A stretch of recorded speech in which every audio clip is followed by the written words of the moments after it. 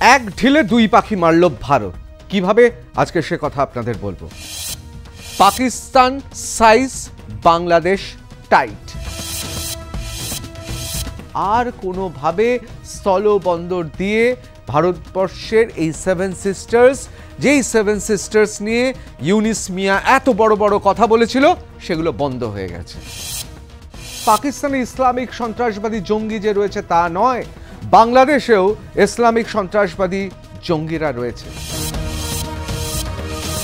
উর্দুভাষী লুঙ্গি বাহিনীদের তো ভালো টাইট দেওয়া হয়েছে, কিন্তু বাংলাভাষী লুঙ্গি বাহিনীদের কি হবে? কলকাতায় এই কথা চায়ের দোকান থেকে শুরু করে বসার ঘর সব জায়গায় আলোচনা হচ্ছিল।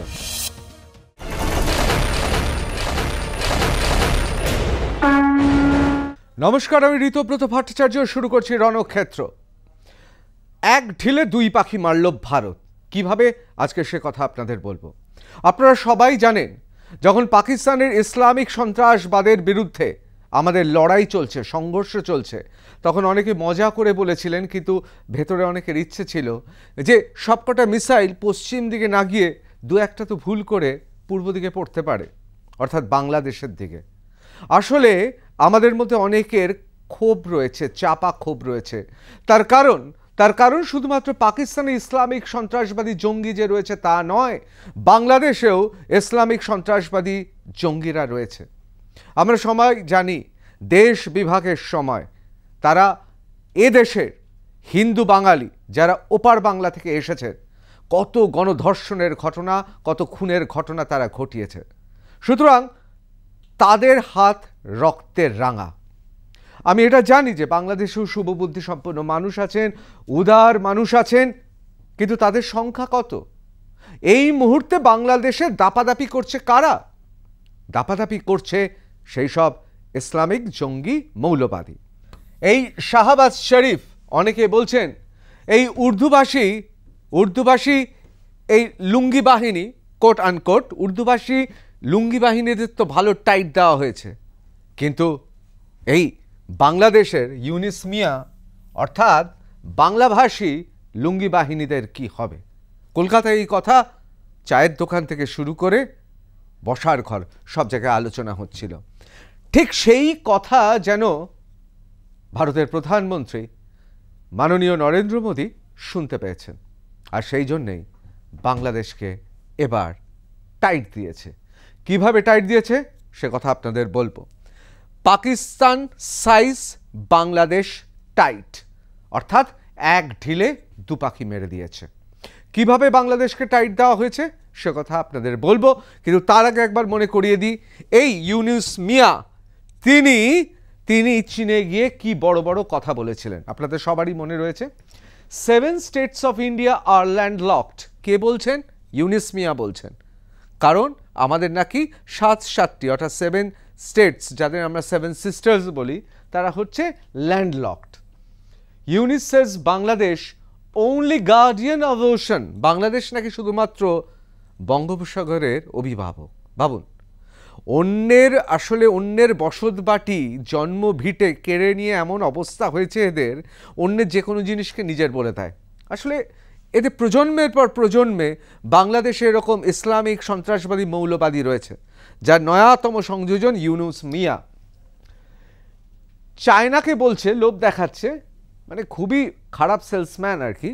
চায়নাকে বলছেন চায়না টু মেক এক্সটেনশন। আমাদের সবার মনে আছে সেদিন কি বলেছিল, এবং তার পাল্টা এবার ভারত দিচ্ছে। অর্থাৎ এই যে আসাম, নাগাল্যান্ড, মণিপুর, অরুণাচল প্রদেশ, মেঘালয়, ত্রিপুরা, মিজোরাম, এরা সবাই ল্যান্ডলকড। তাদের নাকি শুধুমাত্র ভরসা সবার বাংলাদেশ ছাড়া এই জলের অভিভাবক, বে অফ বেঙ্গলের অভিভাবক শুধুমাত্র বাংলাদেশ। দুটো এমন ঘটনা ঘটিয়েছে ভারত সরকার যে বাংলাদেশের মুখ চুন। কেন সে কথা আপনাদের বলবো। আপনাদের বলি যে একটা নোটিফিকেশন, মানে একটা বিজ্ঞপ্তি জারি হয়েছে, সেটা নিউ দিল্লি থেকে 17ই মে, খুব গুরুত্বপূর্ণ। Government of India, ministry of commerce and industry, department of commerce, directorate general of foreign trade কি লিখছে? Port restriction on import certain goods from Bangladesh, অর্থাৎ পোর্ট রেস্ট্রিকশন অর্থাৎ আমাদের বন্দর ব্যবহার করে আমদানি করা যাবে না বাংলাদেশ থেকে আগত পণ্যের। খুব পরিষ্কার লেখা রয়েছে, একেবারে আইটেম ডেসক্রিপশন দিয়ে দিয়েছে এখানে। All HS codes of readymade garments. খুব রেডিমেড গার্মেন্ট তো হয় আসলে, সেখানে তো আমরা জানি বাংলাদেশে প্রচুর মানুষ, তাদের এক কথায় শোষণ করা হয়, ঘন্টার পর ঘন্টা কৃতদাসের মতো খাটানো হয়, খাটিয়ে সেই গার্মেন্টস সারা পৃথিবীতে ভারতের মধ্য দিয়ে এবং অবশ্যই ভারতে সেগুলোকে দেওয়া হয়। কেন বাংলাদেশকে কেন এই সমস্ত গার্মেন্টসগুলো করতে দেওয়া হয়?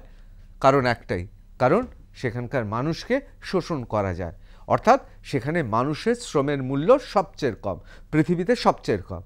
আর যেহেতু সেখানে শ্রমের মূল্য কম, তাই গাধার মতো তাদের দিয়ে খাটিয়ে ভারত থেকে শুরু করে গোটা পৃথিবীতে বস্ত্রশিল্পে তারা সবচেয়ে কম দামে দিতে পারে।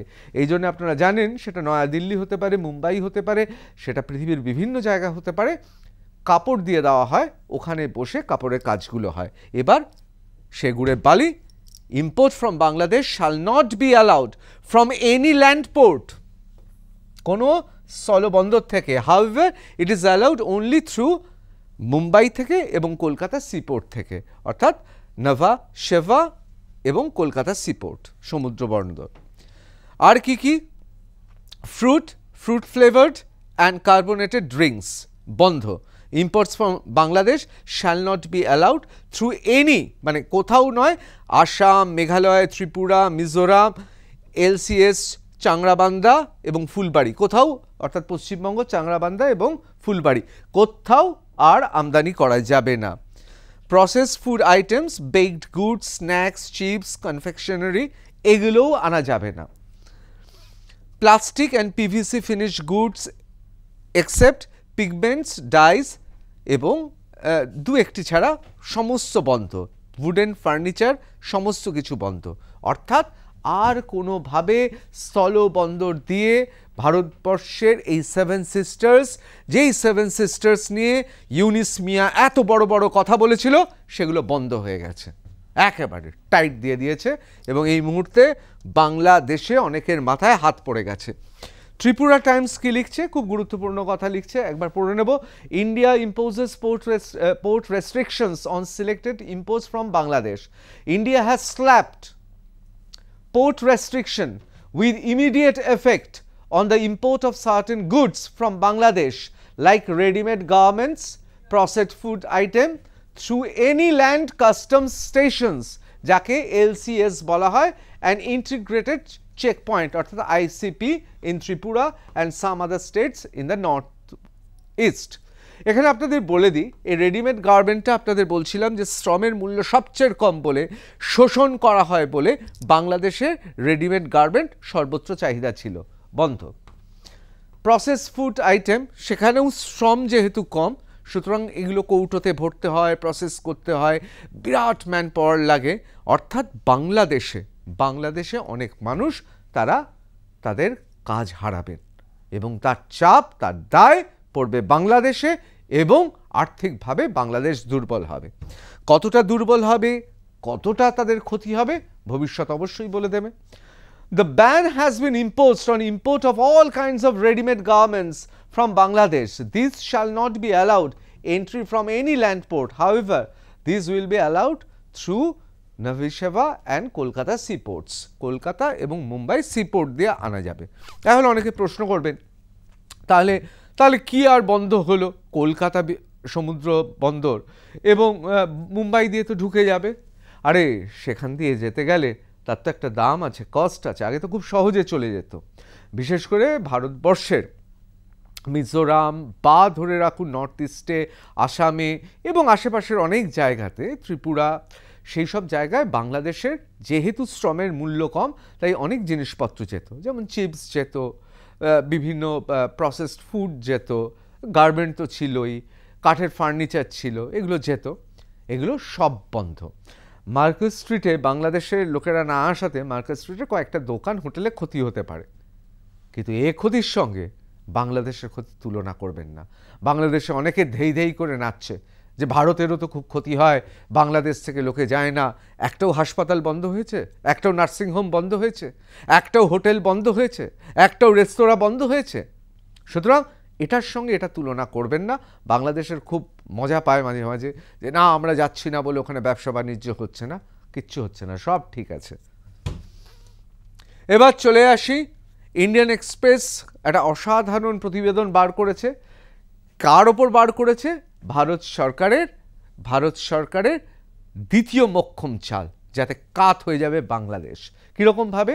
New north east link to Kolkata will be via sea, giving Bangladesh a miss. Bangladesh miss করবে। দ্য 166.8 কিলোমিটার অর্থাৎ 167.8 kilometre 4-lane highway along NH6 from Shillong to Panchgram near Silchar, the first high-speed corridor project in Northeast. The proposed highway from Shillong to Meghalaya Silchar in Assam will become an extension of key multimodal transport project in Myanmar, leading to an alternative link via sea between Northeast states and Kolkata. A senior official from National Highway and Infrastructure Development Corporation Limited, অর্থাৎ NHIDCL, told Indian Express. The official described the project as a response to Bangladesh interim government chief advisor Mohammad Yunus' remark in Beijing that Northeast India is landlocked and Dhaka is the only guardian of the ocean for this region, he said, while seeking extension of Chinese economy. অর্থাৎ আমরা জানি Chinese economy তাদের বোঝানোর জন্য বড় বড় কথা বলেছিল যে এই নর্থ ইস্ট ইন্ডিয়া পুরো ল্যান্ডলকড, আমরাই হচ্ছি গার্ডিয়ান অফ দ্য সি, অর্থাৎ বে অফ বেঙ্গলের যেন অভিভাবক। এবং সেই জন্যে কি বলেছিল যে আমাদের মধ্য দিয়েই সব হবে, সুতরাং আমরাই হচ্ছি আসল, যেহেতু আমাদের এখানে সমুদ্র আছে। চীনকে বলেছিল তোমরা এক্সটেন্ড করো, এখান থেকেই সমস্ত কিছু হবে, আর আমরা নাকি বসে থাকবো। ভাবুন। এবার আপনাদের একটু বুঝিয়ে বলি যে এই যে 166.8 কিলোমিটার এই যে 4-lane highway along with NH6 from, মানে এটা এই যে রাস্তাটা তৈরি হচ্ছে, এই রাস্তাটা তৈরি হওয়াতে সবচেয়ে সুবিধা হবে। এটা high speed corridor project north ইস্টে, এবং it will be implemented by অবশ্যই NHIDCL for the ministry of road transport highways and expected to be completed by 2030 মধ্যে শেষ হয়ে যাবে। তাহলে কি হবে বিষয়টা হবে এই যে এদের যে ধারণা ছিল এই যে কলকাতা থেকে এই রাস্তাটা দিয়ে সোজা চলে যাবে মায়ানমার থেকে সোজা ঢুকে একেবারে আইজল হয়ে শিলচর হয়ে এই যে শিলং, আবার আমাদের শিলিগুড়ি থেকে এখান থেকেও পথ রয়েছে। সুতরাং আমাদের বাংলাদেশকে এড়িয়ে আমাদের প্রপোজড হাই স্পিড করিডর, এটা হাই স্পিড করিডর হবে, সুতরাং আমাদের কোনো অসুবিধাই হবে না। তাতে যেটা সুবিধা হবে কলকাতার এবং বাংলার সুবিধা হবে, কলকাতার বন্দর বাংলার গুরুত্ব আরও বেশি বেড়ে যাবে।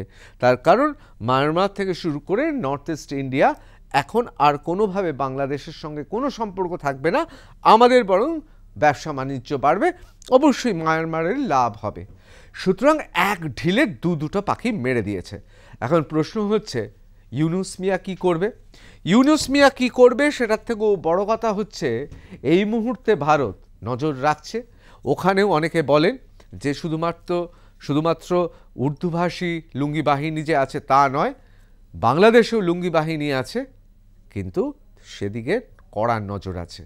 প্রথমে ভাতে মারা, তারপর দরকার হলে রয়েছে তো হাত। জয় হিন্দ।